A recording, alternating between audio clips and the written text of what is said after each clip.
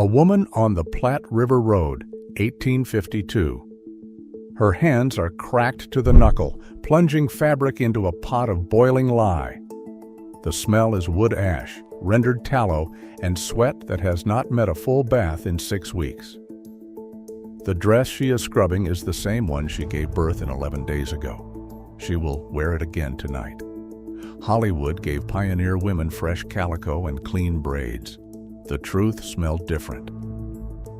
Of all the hygiene horrors these women endured, which one actually killed the most of them? It is not the one you would guess. Hold that question. By the end of this list, the answer will land somewhere you do not expect. These women wrote it all down. In diaries, in letters home, in the margins of household manuals. And almost none of it made it to the screen. Now, before we go any further, tap that subscribe button. Let me set the world, the overland trails of the 1840s through the 1860s. The Kansas and Nebraska homesteads of the 1870s and 80s. A woman's day began before dawn. Water hauled, fire built, food prepared, children fed and dressed. All of it finished before the sun cleared the tree line. The average family ran 6 to 8 people, living in a one-room cabin or a wagon box 10 feet long and 4 feet wide. We are not going to the movies for this. We are going to the diaries these women kept. The domestic manuals they packed alongside the flour and the salt pork.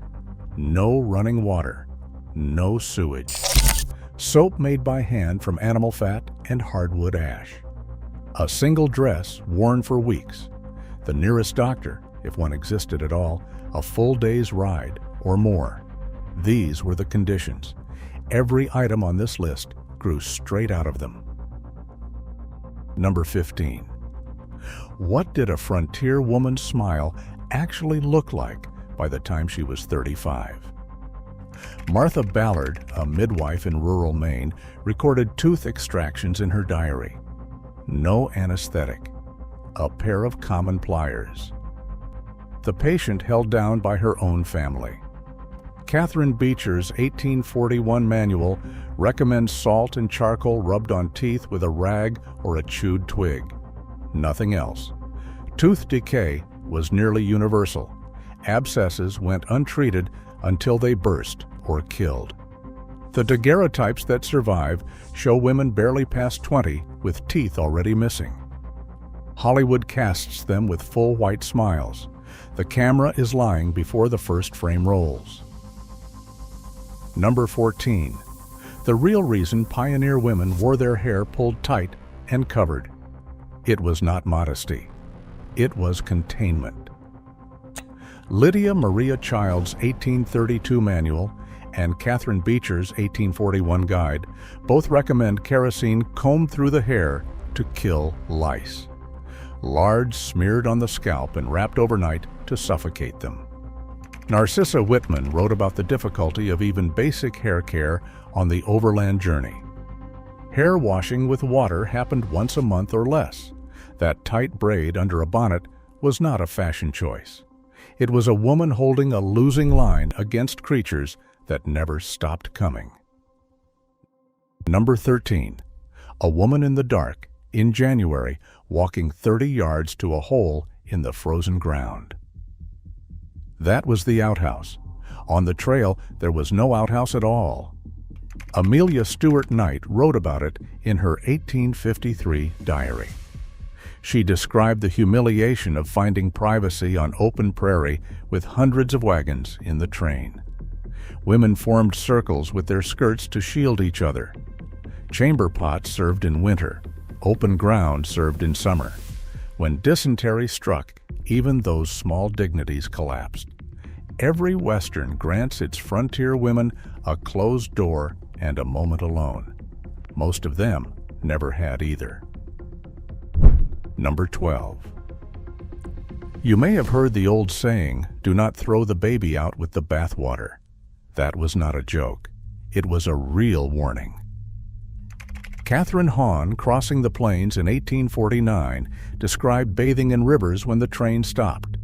No privacy, livestock upstream.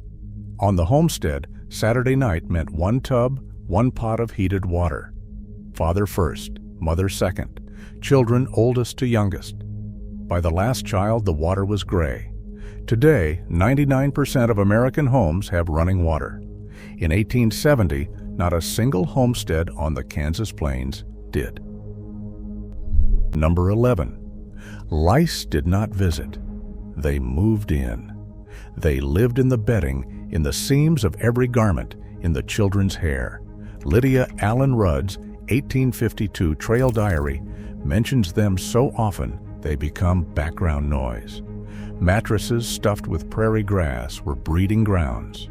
Frontier hotels were notorious. Period newspapers carried complaints from travelers who woke covered in bites. Women fought this war every single day with boiling water and kerosene. They never fully won. The clean bedrolls you see in westerns are a lie the set dresser tells. Number 10. Monday was wash day. And wash day was the most dangerous day of a frontier woman's week. Catharine Beecher documented the full ordeal. Water hauled and heated over an open fire. Lye soap that ate the skin raw. Clothes beaten on rocks and wrung by hand for hours. A full wash for a family of 8 ran from sunup to sundown. Burns were common and serious. On the trail, women sometimes washed in alkali water that blistered their hands down to raw flesh. Laundry was not a chore. It was a day-long physical ordeal with real injury risk. And the clothes in westerns are always clean. That silence erases the most grueling labor of frontier womanhood. Number 9. Think about what a pioneer woman was actually wearing against her skin, a chemise, the only layer that touched the body. Over that, stays or a corset. Petticoats, a dress, an apron. Drawers as we know them did not become common for women until the middle of the century. The outer dress might go weeks between washings. Sweat, blood, food, dirt, smoke, all soaked into fabric that could not easily be cleaned. Susan McGoffin, crossing the Santa Fe Trail in 1846, described her clothing falling apart on her body. Most frontier women owned 2 dresses. Some owned 1. The movies dressed them like they had a wardrobe. They did not. Number 8. The soap that cleaned your clothes and took your skin with it. Lydia Maria Child published the recipe in 1832. Hardwood ash lye mixed with rendered animal fat. The process itself could scar you. Lye is caustic. Rendering fat over an open fire is a burn waiting to happen. The resulting soap stripped every oil from the skin and cracked the hands that used it. It was the only soap most frontier women ever touched. Imported Castile soap existed, but on the frontier it was expensive and almost never available. There is not one scene in any western where a woman makes soap. The foundational act of frontier cleanliness is invisible in the myth. We are halfway through this list now, and I have not yet named the one that killed the most of them. Stay with me. Number 7. Every pioneer woman of childbearing age dealt with this every single month. And it appears in almost no diary, no letter, no novel, and not one frame of film ever made. The silence itself is the evidence. Menstruation is almost never mentioned directly in frontier women's writings. The taboo was that complete. What survives are scattered references to being unwell in private letters. Instructions in domestic manuals for making rags. On the trail, there was no running water, no privacy, no reliable way to wash those rags. Women bled through their clothing and kept walking. Staining patterns on surviving period garments confirm it. This is the single most universal female experience of the frontier. No Western has ever acknowledged it, not once. The deepest cut Hollywood made was not a lie. It was a silence. They pretended half the human body did not exist. Number 6. Remember this number. I am going to ask you to come back to it. Contaminated water was the single deadliest hygiene failure on the American frontier. The Oregon-California Trails Association estimates that 20,000 to 30,000 emigrants died on the overland trails between 1840 and 1860. Cholera, a waterborne disease, was the leading killer. 1 in 10 who started the trail did not finish it. John Snow proved in London in 1854 that cholera spread through water. But the emigrants had no way to know. They drank from streams where dead oxen lay upstream. They filled cooking pots from creeks where hundreds of camps had dumped their waste. Lydia Allen Rudd, 1852, recorded passing grave after grave along the Platte, cholera dead buried shallow or not at all. The living drank from the same water that ran past the dead. Cholera could kill in hours. A woman healthy at breakfast could be gone by nightfall. And the movies show pioneers scooping water from every sparkling stream. Mark number 6. We are coming back to it. Number 5.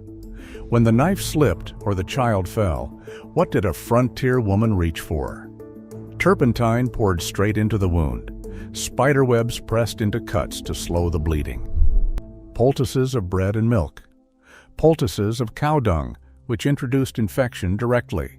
Burns treated with lard, which trapped the heat and made the damage worse. These women were not foolish. They used what they had and what they had been taught. But germ theory did not exist in common knowledge. The cure was often the killer, and no one alive could have told them why. Number 4. The jar on the cellar shelf that could kill a family between Sunday dinner and Monday morning. Home canning spread across the frontier in the second half of the 1800s, but the science of safe preservation lagged far behind the practice. Botulism from improperly sealed jars appeared in period medical records. Meat went bad in salt brine. Milk soured within hours during summer. Ergot in badly stored grain poisoned entire households. The woman who stocked the pantry bore the blame when something went wrong. She was working without a map. One bad seal on a canning jar. One warm afternoon in the root cellar. And the food she had worked all harvest to preserve became the thing that killed her family. Number 3. The Oregon Trail was not an adventure. It was a graveyard with a direction. By some trail historians' calculations, there was a grave every 80 yards from the Missouri River to the Willamette Valley. Cholera, dysentery, typhoid, all hygiene-driven. Amelia Stewart Knight wrote in 1853 of passing 7 new-made graves in a single day. Lodisa Frizzell, 1852, described the smell of decay streaming from shallow graves along the trail. The women did the nursing. They wiped fevered children with dirty rags. They buried them in graves they dug with their own blistered hands.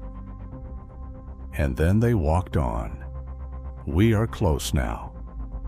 But the deadliest truth on this list is not in the number 1 spot. I told you at the start, the answer is not where you expect it. Number 2, the smallest crosses along the trail, and what they do not tell you about why they are there. Frontier child mortality was staggering.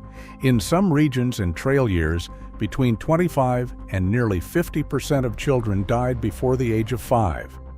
The causes were overwhelmingly tied to hygiene. Diarrheal disease from contaminated water. Infant dysentery, what they called the summer complaint.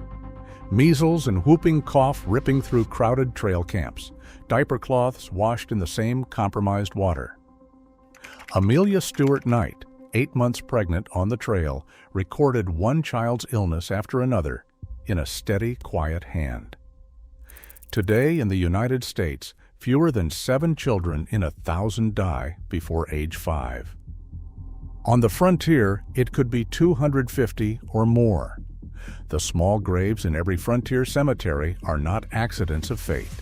They are the direct consequence of conditions no one in Hollywood has ever been willing to show. The woman who buried her child and walked on the next morning is the toughest human being in any Western ever made, and she is never in the frame. Number 1. She survived the trail. She survived the winter. She survived the labor itself. And then the hands that delivered her baby killed her. Childbed fever. Puerperal fever. A bacterial infection carried into the birth by unwashed hands, unsterilized instruments, contaminated rags. In 1847, Ignaz Semmelweis proved it at the Vienna General Hospital. Doctors walking from autopsy rooms straight to the delivery ward without washing their hands were killing mothers at rates reaching 1 in 3. Oliver Wendell Holmes argued the same thing in America in 1843. The medical establishment attacked him for it. On the frontier, conditions were worse. Deliveries on dirt floors, attended by neighbors whose hands had just come from the barn or the field. No antiseptic. No understanding of germ theory for decades to come. Martha Ballard, midwife, documented hundreds of deliveries and maternal deaths in her diary. The timeline was always the same. The baby arrives safely. The mother smiles. 48 hours later, the fever begins. Chills, rising heat, abdominal pain that becomes agony. Within a week, she is dead. The infection came from the hands that were trying to help her. This is the cruelest truth on the list.